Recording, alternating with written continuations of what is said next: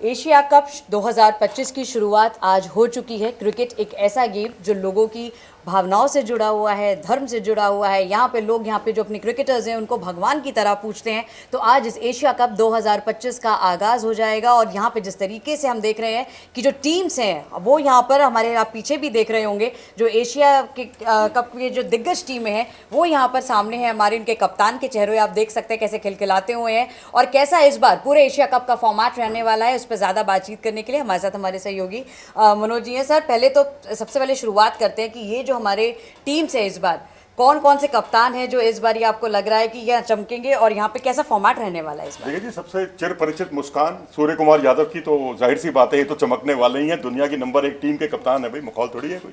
उसके अलावा अगर आप श्रीलंका का देखें, चरित असलंका एक ऑलराउंडर हैं और अपनी टीम को आगे बढ़ाने में इनका बड़ा योगदान रहा है।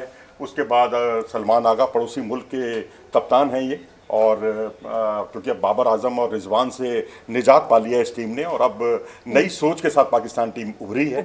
चलिए हम शुभकामनाएं देते हैं, क्योंकि हराने का मजा तभी आता है ना जब कोई अच्छी टीम हो साथ। अब एक फिसड्डी टीम को हराकर क्या मजा आएगा। हम शुभकामनाएं देते हैं कि हम इनको हराएंगे तो एक अच्छी टीम औरों को ये हराए, तब इनको हम हराएं तो मजा कुछ और है।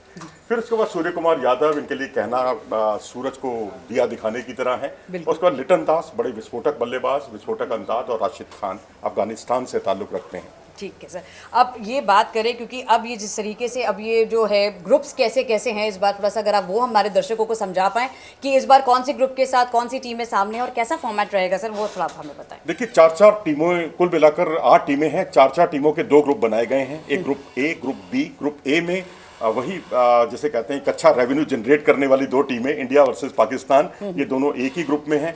उसके बाद ओमान और यूएई। अब आप अंदाज़ा लगा सकते हैं कि उसमें ओमान और यूएई का वो इंडिया पाकिस्तान के होते हुए कहीं कोई महत्व नहीं है। ठीक है, होस्ट तो इसमें पाकिस्तान है निश्चित तौर पर, लेकिन ठीक है, राजनीतिक कारण है, हम लोग पाकिस्तान नहीं जाते, लेकिन पाकिस्तान ने भी अब कह दिया कि हम भी हिंदुस्तान नहीं आएंगे।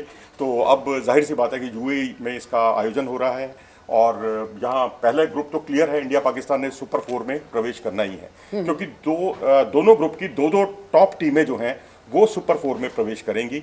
और ग्रुप बी जो है वो ग्रुप ऑफ डेथ है। अच्छा। ग्रुप ऑफ डेथ इस मामले में, क्योंकि इसमें कौन सी टीम कितना अच्छा परफॉर्म करेगी, कौन अच्छी टीम भी है वो भी बाहर हो सकती है। अब अफगानिस्तान देखें आप, T20 वर्ल्ड कप के सेमीफाइनल तक पहुंची थी, ऑस्ट्रेलिया को हराया, उन्होंने न्यूजीलैंड को हराया, बांग्लादेश को हराया, तमाम तगड़ी टीमों को हराकर वो वहां तक पहुंची थी। साउथ अफ्रीका के सामने नहीं अच्छा परफॉर्म कर पाई, लेकिन अब अफगानिस्तान भी बाहर हो सकता है, बांग्लादेश भी बाहर हो सकता है, श्रीलंका भी बाहर हो सकता है। तो 3 टीमें, तगड़ी टीमें, और एक साथ में एक हांगकांग को रखा गया। हमारे यहाँ 2 मतलब कमजोर टीमें हैं, तो उनके यहाँ एक ही कमजोर टीम है।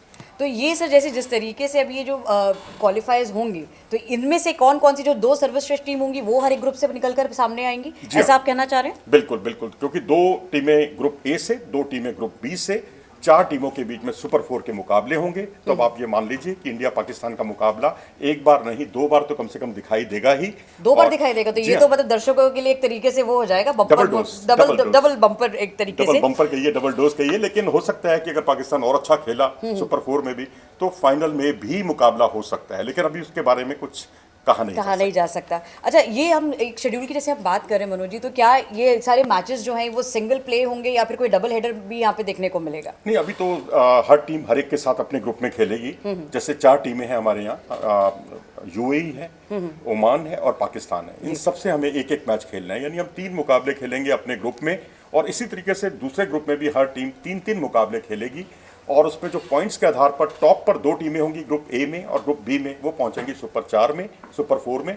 और सुपर 4 में फिर जो है लीग मुकाबले होंगे, क्योंकि इंडिया पाकिस्तान का करीब करीब तय है पहुंचना सुपर 4 में। तो जाहिर सी बात है कि एक मुकाबला आप सुपर 4 में भी 20 तारीख के बाद, इंडिया पाकिस्तान का 14 तारीख के बाद फिर एक बारी और उसको हमें देखने का मौका मिलेगा। मतलब जो लोग काफ़ी समय से तरसे हुए हैं, तो इस बारी वो जो तरस है वो पूरी तरीके से उनकी ख़त्म हो जाएगी। अच्छा, ये जो हम बात कर रहे हैं लगातार सर कि ये जो एक राजनीतिक कारण रहे हैं कि आपस में टीमों का कुछ नहीं मिल रहा है, देशों का जो है राजनीतिक पैठ नहीं बन पा रही है, आपस में एक कंक्लूजन पे नहीं आ पाए, तो यूएई आपको कैसा लग रहा है सर, इस बार होस्टिंग कैसी रहने वाली है यूएई? देखिए, होस्टिंग यूएई में बहुत अच्छे, बहुत मज़ा आता है, क्योंकि यूएई में आपका दुबई भी है, सऊदी अरब भी है, और फिर तीसरा शारजा है। लेकिन यहाँ सऊदी अरब और यहाँ पर दो मुकाबले यहाँ पर आयोजित किए जाने हैं, दो जगहों पर, दो वेन्यूज़ पर।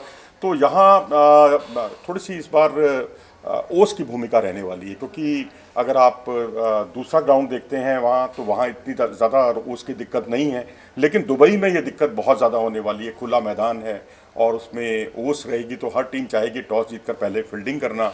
तो बस थोड़ा सा मोनोटोनस सा हो जाएगा, क्योंकि पहले मार्च में जब हम चैंपियंस ट्रॉफी खेलने गए थे तो ये दिक्कत नहीं थी। अब जो मौसम है इसमें ओस की भूमिका ज़्यादा रहने वाली है। तो ये अगर ये मौसम को अगर देखते हुए, तो आपको क्या लग रहा है मौसम के मद्देनज़र यहाँ पर टीम्स जो हैं फुली प्रिपेयर्ड होकर आई होंगी? क्योंकि जाहिर सी बात है, क्योंकि अब पूरा क्लाइमेटिक कंडीशंस भी चेंज है, अब एशिया कप है, तमाम आ रहे हैं, क्योंकि क्लाइमेटिक कंडीशन में उभरना, मतलब ढलना इतना उनके लिए मुश्किल नहीं है, लेकिन हाँ वो पिच समझना, अंडरस्टैंड करना, वो थोड़ा सा कहीं ना कहीं उनके लिए भी रहेगा कि क्या लें पहले, क्या ऑप्ट करें, बल्लेबाजी करें, बॉलिंग करें। नहीं, देखिए, यहाँ तक प्रैक्टिस जो कुछ है आपके हाथ में है। बल्लेबाजी का अभ्यास कर सकते हैं आप, गेंदबाजी का अभ्यास कर सकते हैं, फील्डिंग का अभ्यास कर सकते हैं, लेकिन आप टॉस का अभ्यास नहीं कर सकते, क्योंकि सिक्का तो देखिए जी किस्मत है, कभी आपकी तरफ जाएगा, कभी मेरी तरफ जाएगा। बिल्कुल सही बात। तो टॉस जो है ना, वो टॉस जीतकर हर टीम चाहेगी पहले फील्डिंग करना, अगर ओस रहेगी तो। और अगर ये भारतीय समय अनुसार अगर बात की जाए, तो कब कब ये मैचेस अपने दर्शक हैं जो देख सकते हैं? मेरे ख्याल से हमारे कार्यालय जितने बजे खत्म होते हैं, 5, साढ़े 5 या 6 बजे, उसके बाद घंटे डेढ़ घंटे में दिल्ली, अब मैं दिल्ली में हैं हम लोग, हाँ जी। तो 1 घंटे डेढ़ घंटे में कोई भी अपने घर पहुंच जाता है। तो और मतलब ये 7:30 हमारे लिए बजे भी बड़ा एक तरीके से रिलैक्सिंग है कि मतलब जो लोग अपने दफ्तरों से छुट्टी लेकर जाएंगे तो वो देखने में भी 7:30 बजे आप मैच का लुत्फ उठाइए। और अगर आप थोड़ा जल्दी पहुंच जाते हैं उस दिन, अगर आपको मेट्रो में आप निकल जाते हैं, या आप अपनी गाड़ी में आपको क्लियर कट कहीं ट्रैफिक नहीं मिलता, तो फिर आप टॉस का भी लुत्फ उठा सकते हैं, टॉस और उसके बाद का की समीक्षा भी आप सुन सकते हैं। और आप अभी जैसे बता रहे थे मनोज सर कि जिस तरीके से एशिया कप के सारे दिग्गज तो हमें दिख ही रहे हैं, साथ ही साथ हांगकांग भी है, ओमान भी है, लेकिन यहाँ पे हमने देखा नेपाल की टीम नहीं है सर, उससे आप काफ़ी ज़्यादा आहत है इस बार? देखिए, नेपाल की टीम वाकई बहुत टैलेंट उसमें है, बहुत उसमें लेमिछाने से लेकर उन्होंने तमाम लीग में नेपाल के खिलाड़ी दिखाई भी दे रहे हैं। लेकिन इस बार जो है कुछ किस्मत ने उनका साथ नहीं दिया, वो हार गए और इस बार वो क्वालिफाई नहीं कर पाए। लेकिन अब एसोसिएट टीमें हैं, हांगकांग का परफॉर्मेंस अच्छा रहा है इस बार, उसमें इंडियन ओरिजिन के भी कई प्लेयर हैं। तो हांगकांग है, यूएई है, और तीसरे आपकी ओमान की टीम है। हम तो चाहेंगे कि भाई इसमें से कुछ एसोसिएट टीमें भी आगे बढ़ें,